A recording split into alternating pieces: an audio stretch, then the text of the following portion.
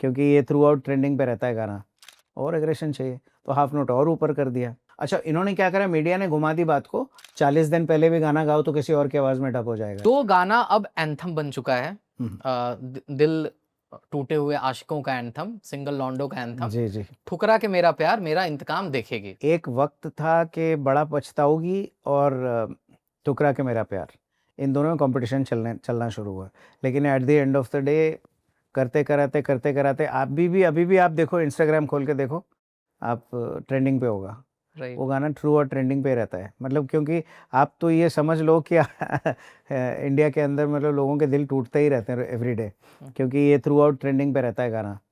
तो खुशकिस्मत हूँ, 4 दिन पहले मेरे बड़े अच्छे मित्र हैं कलीम खान साहब, जो कि इस फिल्म में एग्जीक्यूटिव प्रोड्यूसर थे, और उन्होंने रत्ना सिन्हा जी से कहा, फिल्म रिलीज के 4 दिन पहले मैंने ये गाना गाया। सोचिए कभी कभी किस्मत कितनी अच्छी काम करती है आपके लिए।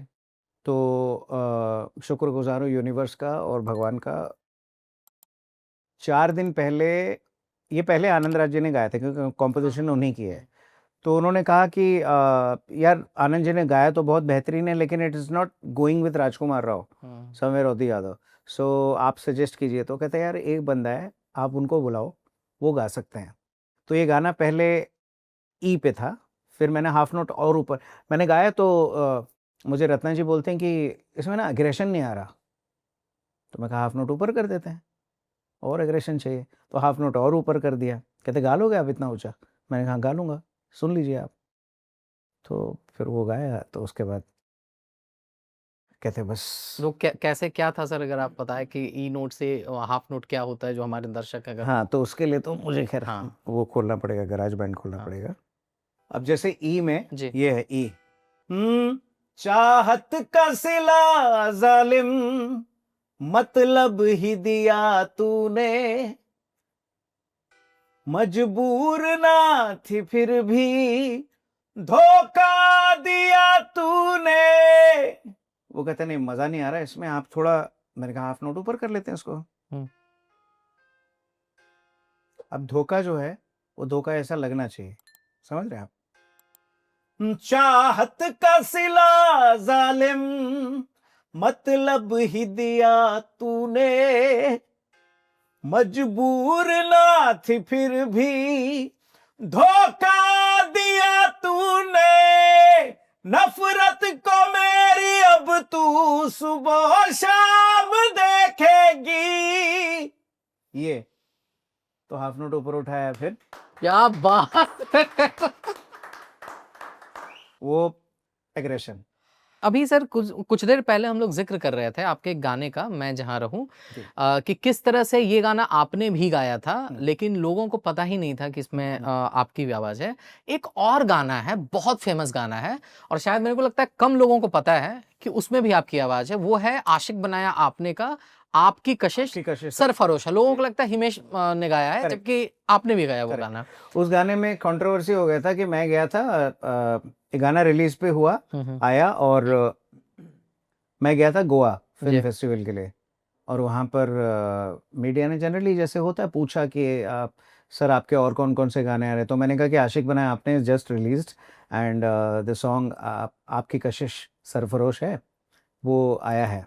तो देन सडनली अब मीडिया वालों को क्या है कि बाल की खाल निकालते हैं, तो उनको लगा कि यार, कहते ये तो हिमेश जी ने नहीं गाया, हिमेश जी का गाना नहीं है। मैंने कहा उनका गाना उन्होंने कंपोज किया है ना, और गाया भी है, बिकॉज में सोनू सूद और इमरान हाशमी थे। इमरान हाशमी और सोनू सूद 2 जन हैं, तो 2 मेल हैं और 1 फीमेल है। अहिर की आवाज़ थी, उसमें एक लाइन आता था, जाना ये मैंने जाना है ना, तू मेरा दीवाना, वो वाला जो पार्ट था। तो इन्होंने क्या करा, मैं गोवा से पहुंचा हूँ यहाँ तक प्लेन में, घर पहुंचा हूँ रात को 11:30 बजे, हिमेश जी का कॉल आ गया, कहता है हर जगह मीडिया में चल रहा है यार, तुमने बोला है कि।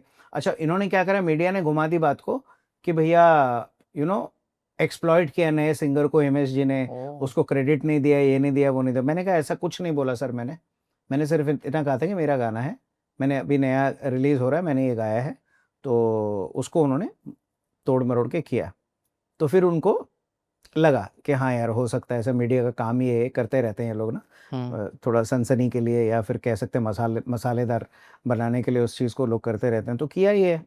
तो वो जैसे आप समझ रहे, 2 आवाज़ें हैं उसमें, है ना? आपकी कशिश सरफरोश है, आपका नशा यूं मदहोश है, क्या कहें तुमसे जाने जा, गुम हुआ होश है। ये एक आवाज़ है। दूसरी आवाज़ है, तेरी अदाओं का जादू जो चल गया, दीवाना मैं हुआ दिल, वो उनका अलग टेक्सचर है जी। तो इतनी डिफरेंशिएशन जो है सुनने वालों को खुद करना चाहिए कि हाँ यार there are 2 voices in the song. लोग क्यों नहीं कर पाते हैं? उस टाइम क्या होता है, हिमेश जी का एकदम गोल्डन एरा शुरू हो गया था उस गाने से, आशिक बनाए का आशिक टाइटल बनाए, ट्रैक हाँ, था। बिल्कुल। उसके बाद मतलब एज अ सिंगर ही just flourish like anything. So तो थोड़ा मीडिया को लगा कि हाँ यार चलो मसाला बना दिया जाए और ये, लेकिन फिर क्या हुआ हमारे बीच में, फिर दोबारा से सुलह हो गई और उन्होंने मैं समझा क्योंकि मैं ऐसा इंसान नहीं हूँ, मैं ना किसी का क्रेडिट का वो नहीं करता ना, फेम पाने के लिए। अगर ऐसा होता तो मेरा चेहरा बहुत जाना पहचाना होता, मेरे गाने बहुत फेमस है, मुझे कोई जानता नहीं है, तो मैंने तो आड़े टेढ़े किसी लड़की को किस भी नहीं किया जाके कि थोड़ा फेमस हो जाओ, है ना? तो जैसा चल रहा है वैसा चल रहा है, मालिक की जो कृपा है, जब उसकी रज़ा होगी तो हम बाय फेस भी पहचाने जाएंगे, तो कोई ऐसी दिक्कत नहीं है। लेकिन क्या है कि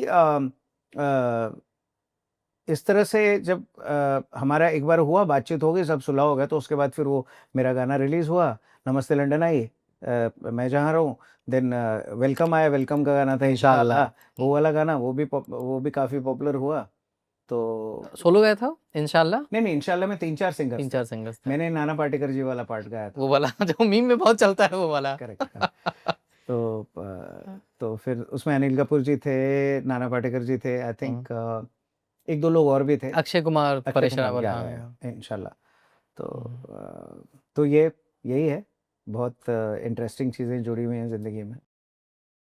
आप इतने वर्सेटाइल सिंगर हैं, आपने इतने आइकॉनिक गाने गाए हैं, आपको 22 अलग-अलग भाषाएँ आपको आती हैं। हाँ, मतलब गा सकता हूँ हाँ, भाषाओं में, हाँ। लेकिन आपके गाने फ़िल्मों में क्यों नहीं आते हैं सर? फ़िल्मों का क्या हो गया, अभी एक ऐसा हो गया, ग्रुपिज़्म हो गया है। अच्छा, चलती है आपको म्यूज़िक उस इंडस्ट्री में? हाँ, आपको उस ग्रुप में रहना पड़ेगा और उन्हीं की महफ़िलों में रहना पड़ेगा, उनकी महफ़िलों में नज़र आना पड़ेगा, जब-जब वो बुलाएँ उन महफ़िलों में जाके हाज़िर होना पड़ेगा, तब जाके आपका नंबर लग सकता है। तो ये भी एक बहुत ज़रूरी चीज़ है। इसी को नेटवर्किंग बोलते हैं ना आप। इसमें कोई बुराई नहीं है। कल को अगर किसी बड़े आर्टिस्ट के यहाँ पर गणपति का गणपति उत्सव में अगर कोई इस तरह से हो रहा है, घर में अनुष्ठान रखा गया है, उसमें जो-जो सिंगर को बुलाएँगे, पूरे ग्रुप को बुलाते हैं वो लोग, जो इनके ग्रुप के लोग हैं। आपस में जाते हैं, मिलते हैं, वो लोग पूजा-वूजा करते हैं और घर पे महफ़िल भी सजती है। अगर उसी महफ़िल में मुझे कभी बुलाएगा तो मैं भी जाऊँगा और मैं रेगुलरली जाना शुरू कर दूँ, तो फिर टच में आ जाता है इंसान कि हाँ यार चलो इनसे भी गाना करा देते हैं। दिक्कत पता है क्या, I am very shy person. Okay. मैं सिर्फ कैमरा और माइक के आगे खुलता हूँ, वैसे नॉर्मली बड़ा शाई इंसान हूँ। मैं होली दिवाली पे तो चलो विश कर दूंगा, मुझे किसी को कॉल कर करके बार बार कहना कि सर मुझे काम दीजिए, तो मुझे अच्छा ही नहीं लगता कि किसी की प्राइवेसी पे क्यों अननेसेसरी ना आप परेशानी करो और वो हो। और मैं बिलीव एक ही चीज़ पे करता हूँ, वो उस ऊपर वाले पे, कि जिस दिन जो मेरे नसीब में होगा गाना, वो मेरे पास चल के आएगा। मैं चाहे कुछ भी करूँ। आया ना, ठुकरा के मेरा प्यार ऐसे ही आया था।